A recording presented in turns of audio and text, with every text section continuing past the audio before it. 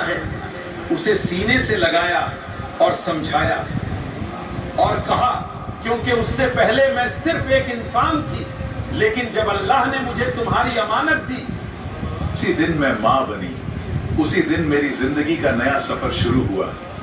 फिर अम्मी की आंखें नम हो गईं और बोली, बेटा, माँ बनना सिर्फ एक रिश्ता नहीं बल्कि अल्लाह की बहुत बड़ी नेमत और जिम्मेदारी है। माँ अपनी नींद, अपनी खुशियाँ, अपना आराम कुर्बान करती है, सब कुछ अपनी औलाद के लिए कुर्बान कर देती है। इस्लाम ने माँ का बहुत ऊंचा मुकाम रखा है। हमारे प्यारे नबी ने फरमाया, जन्नत माँ के कदमों के नीचे है।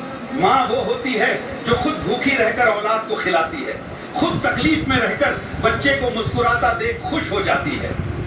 जब बच्चा बीमार होता है तो सबसे पहले माँ की आंखों से आंसू निकलते हैं और उसके लिए दुआएं निकलती हैं।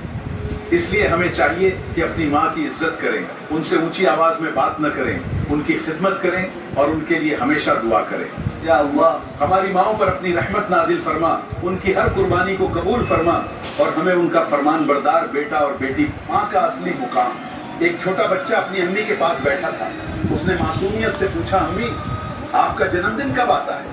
अम्मी मुस्कुराई और प्यार से बोली, बेटा, जिस दिन तुम्हारा जन्म हुआ था उसी दिन मेरा भी असली जन्म हुआ था। बच्चा हैरान होकर बोला, ऐसा कैसे हो सकता है?